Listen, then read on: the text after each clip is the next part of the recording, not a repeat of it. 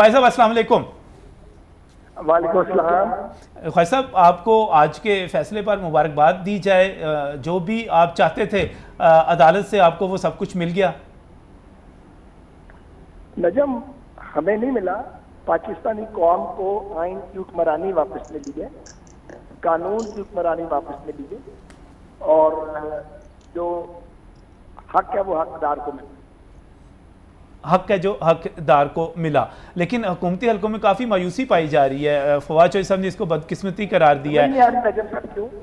क्योंकि इमरान खान साहब ने तो अपनी हुकूमत तोड़ दी थी, कैबिनेट भी तोड़ दी थी, सुप्रीम कोर्ट ने इंसाफ किया, उनको बहाल कर दिया, वो फिर पाकिस्तान के वजीर आज़म है, कैबिनेट भी बहाल हो गई है। ख्वाजा साहब, अच्छा अभी तक ख्वाजा साहब ये समझ नहीं आ रही कि मिठाई किसने तकसीम करनी है, आपने करनी है या इमरान खान साहब ने करनी है? मैं समझता हूँ खान साहब को करनी चाहिए, मजीद जिल्लत और रुसवाई से बच गए हैं, यहीं ब्रेक लग जाए तो बेहतर। अच्छा ख्वाजा साहब, अगर इमरान खान और उनके साथी एमएनएज नेशनल असेंबली से रिजाइन कर देते हैं तो आप समझते हैं कि एक नया बहरान खड़ा हो जाएगा? देखें, इमरान खान साहब तो फिर कुछ भी कर सकते हैं कैलकुलेशन के बगैर। जैसे ये ट्रम्प कार्ड उन्होंने फेंका था, वो रेड कार्ड बन गया उनके लिए। तो इसका अभी इंतजार करना चाहिए कि वो 9 अप्रैल को 10:30 तक का टाइम ऑनरेबल कोर्ट में दिया है। देखें, इजलास कब बुलाते हैं ये, और ये बाद ये काम करते हैं या पहले करते हैं, लेकिन एक दिन में रखें अगर ऐसा फैसला आया तो तमाम एमएनए रिजाइन नहीं किया करते, तो एक और बहरान अपने कैंपेन भी खड़ा हो जाएगा और मजीद दरारें जारी हो जाएंगी उनकी बात के अंदर। ख्वाजा साहब, इस वक्त जो एक बहुत बड़ा मसला अपोजिशन के सामने है कि इमरान खान साहब ने अगर चाह सुप्रीम कोर्ट के फैसले से आपको इस पर रिलीफ मिलेगा, आपको एक कवर मिलेगा, आपको एक दलील मिलेगी, लेकिन इमरान खान साहब इसको आगे अभी इंतखाबी मुहिम में लेकर चलेंगे। वो है गद्दार का बयानिया, वो है एजेंट होने का बयानिया। ये बयानिया आप समझते हैं बिकेगा, चलेगा, और आप इसका मुकाबला कैसे करेंगे मजीद? भाई बात ये है, ये कोई फिक्रमंदी की बात नहीं है। उसके इमरान के कहने से किसी ने गद्दार नहीं हो जाना, और ना गैर मुल्की साजिश इमरान खान को नजर आना शुरू हो गई है। वो लोगों ने उसको मान लेना है क्योंकि ये झूठा और झूठ के पाँव नहीं। असल बात ये है कि कमीशन ने जो कहा है ना कि हम 6-7 महीने से पहले इलेक्शन नहीं करवाते, तो हम भी कोई लंबी हुकूमत यहाँ नहीं चाहते। हम तो खुद चाहते हैं कि फ्रेश मैंडेट हो, लेकिन ये असेंबलियां बहाल करवाना और नो कॉन्फिडेंस को कामयाब करवाना किसी ईगो की वजह से जरूरी नहीं था, इसलिए जरूरी था कि वरना आइन की रवायत पड़ जाती और हर हुक्मरान जो था वो आ जाता ही। तो ये जो टारगेट अचीव हुआ है वो ये नहीं है कि शहबाज शरीफ साहब वज़ीर आज़म बनने जा रहे हैं। ये जो छोटा हदफ है, असल हदफ ये है कि आइन की हुक्मरानी एस्टेब्लिश हुई है। वज़ीर आज़म बनते रहते हैं, चले जाते हैं, फिर और लोग आ जाते हैं, लेकिन ये जो आइन है इस सुप्रीमेसी को बरकरार रहना चाहिए। अब बात है कि अभी तो आज घंटा 1.5 घंटा हुआ, अभी तो ये सोचा भी नहीं है, अभी फुर्सत भी नहीं मिली सोचने की। अब आज रात से मशवरे शुरू होंगे कि अगर हुकूमत साजी का मरहला आता है तो उसे करना है, चलाना है, कितना चलाना है, कितना नहीं चलाना है, कब पाकिस्तान को इंतखाबात की तरफ लेके जाना है। क्योंकि मैं ज़ाती तौर पर यह समझता हूँ कि एक फ्रेश मैंडेट की जरूरत पाकिस्तान को है, और अगर हमारी हुकूमत बनती है तो हमारा रवैया इमरान वाला नहीं होगा। हमारा रवैया तो ये होगा कि किस तरह पाकिस्तान को आगे लेके बढ़ा जा सकता है, और अगर इमरान खान ऑपोजिशन में आते हैं तो उनसे भी बातचीत होगी। अच्छा, इसमें एक मिनट में अभी ना ट्रांसमिशन में ख्वाजा साहब हमारे साथ राना सनाउल्लाह खान भी मौजूद थे, उसके बाद इरफान कादर ने भी ज्वाइन किया। राना सनाउल्लाह खान कह रहे थे कि एक जुडिशल कमीशन बनना चाहिए और उसमें फैसला हो कि ये जो सारी चीज़ें होती रहीं इनका क्या इख्तिताम हो, ये जो इल्ज़ाम लगते रहे, जो करप्शन होती रही, सारी चीज़ें। इरफान कादर साहब का मशवरा ये था कि नहीं, अब माफ़ कर दें, आप ख़त्म कर दें, आगे तरक्की की तरफ चलें। आप ख्वाजा साहब क्या राय रखते हैं? एक तरफ ये हुकूमत है जिसने घर की ख्वातीन को भी नहीं छोड़ा, उनको अदालतों में ले गए, जेलों में ले गए और ज़ाती इंतकाम की आखिरी हद तक चले गए, और दूसरी तरफ ये मशवरा है कि आप इन्हें इग्नोर कर दें, माफ़ कर दें। आप किस राय के हामी हैं?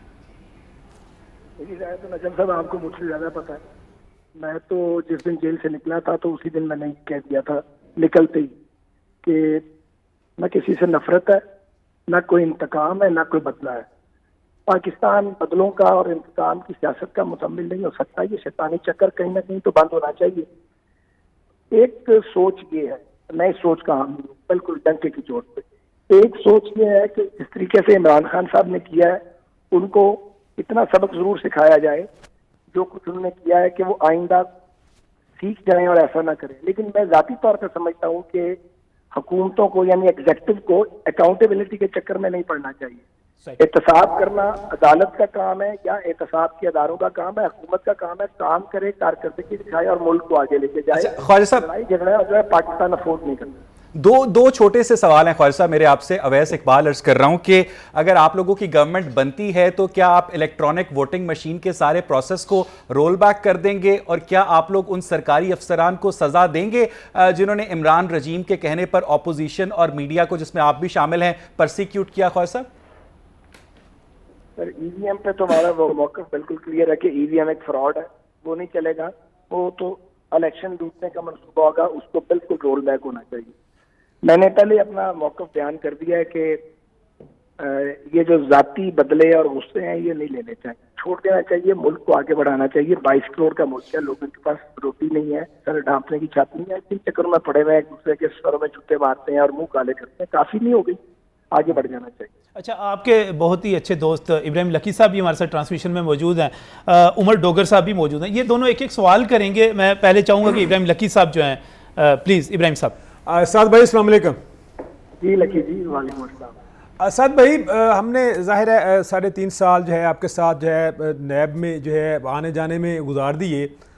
मैं अभी तक 3.5 साल में ये नहीं मैं जज कर सका कि लंदन और पाकिस्तान की जो PMLN है उसकी इंतकाम की सोच में कोई फ़र्क आया है या नहीं आया, क्योंकि 3.5 साल और उससे पहले जो मियां मोहम्मद नवाज शरीफ की गवर्नमेंट थी उसमें में एक इंतकाम की जो है वो पॉलिटिक्स वो नज़र आई, जिसमें फिर आपको पता है फिर की कुछ जो है तो नाल तो बाकिया नाल, तो उसमें भी कोई फ़र्क आया है या नहीं आया? जी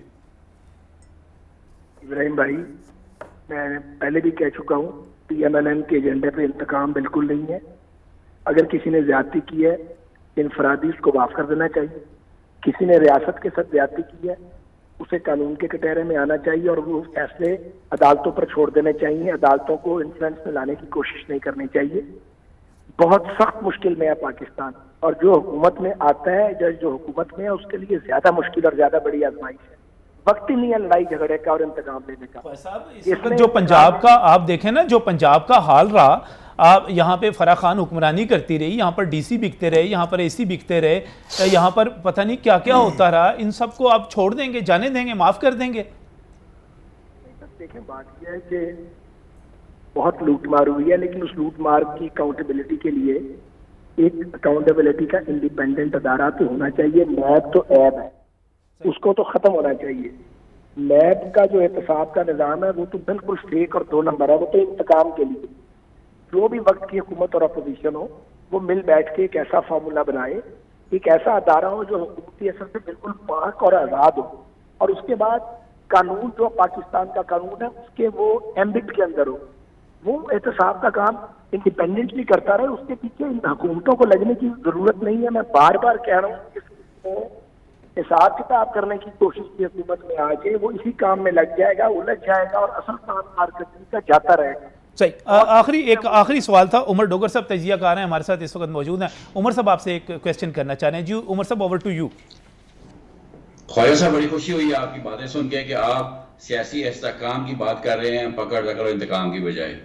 मुझे आज बहुत सारे लोगों ने जहां खुशी का इजहार किया कि कानून और इंसाफ का बोलबाला हुआ सुप्रीम कोर्ट में, वहां हर बंदा महंगाई से और ये डॉलर महंगा होने से और इन इकोनॉमिक प्रॉब्लम से बहुत परेशान है। क्या मुस्लिम लीग नून और शहबाज शरीफ साहब, जो एक बहुत बड़ा चैलेंज है, जो असल चैलेंज है आम आदमी के लिए महंगाई का और इकोनॉमिक इश्यूज का, उसको हैंडल करने के लिए तैयार हैं और उसकी कोई प्लानिंग की हुई है?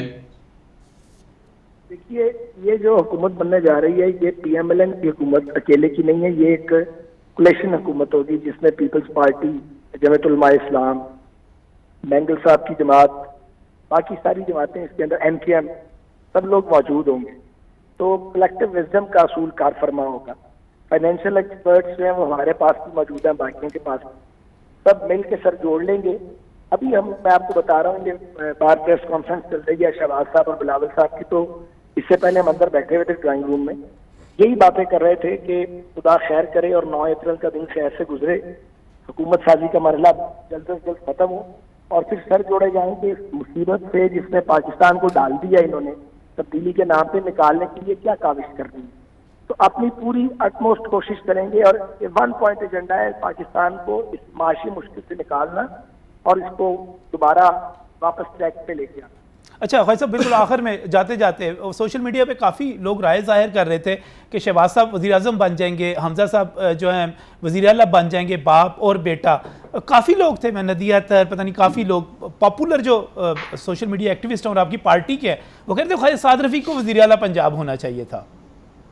टेक्निकली बात दुरुस्त नहीं है ना, मैं नेशनल असेंबली का मेंबर हूँ, ये वज़ीर आला के लिए सूबाई असेंबली का मेंबर होना चाहिए। सही। हमजा शहबाज से उम्मीदवार बनाने वाले हम ही तो लोग हैं। हम पार्टी की जो एडवाइजरी ग्रुप है पार्टी का, उसका ये प्रपोजल है कि मैं गलत नहीं कह रहा, ये हमजा शहबाज की डिजायर नहीं है, ये शहबाज शरीफ साहब तो इसमें बोले भी नहीं, ये तो हमारा पार्लियामेंट्री एडवाइजरी ग्रुप है, उसने कंसल्टेशन करके तजवीज़ बनाई है। पहले हमारा फैसला था कि परवेज लाई साहब को ये चीफ मिनिस्ट्री मिलनी चाहिए, हमने उनको पेशकश की, नवाज शरीफ साहब की अप्रूवल से, शहबाज साहब की अप्रूवल से सारी पार्टी ऑन बोर्ड थी। पहले डिफरेंस ऑफ ओपिनियन था, फिर एग्रीमेंट हुआ पार्टी के अंदर, फिर हमने चौधरी परवेज साहब को ऑफर किया, वो हमें डिच कर गए। हमारे पास बहुत कम वक्त था, तो क्योंकि हमजा जो है वो लीडर ऑफ दी अपोजिशन है पंजाब में और 13-14 साल से पंजाब में के मामला को देख रहे हैं और चला रहे हैं, तो वो एक ऐसे आदमी थे, एक ऐसे उम्मीदवार थे जिनके फौरन एग्रीमेंट हो गया, वरना और भी उम्मीदवार जाहिर हो सकते थे, उन लोगों को मनाना पड़ता है, उनके लिए हमें कोई एफर्ट नहीं करनी पड़ी, उस पर एक यूनानिमिटी थी उनके नाम पे, तो उनको आगे कर दिया गया। सही, बहुत बहुत शुक्रिया, बहुत बहुत शुक्रिया। ख्वाजा साद रफ़ी हमारे साथ टेलीफोन लाइन पर मौजूद है।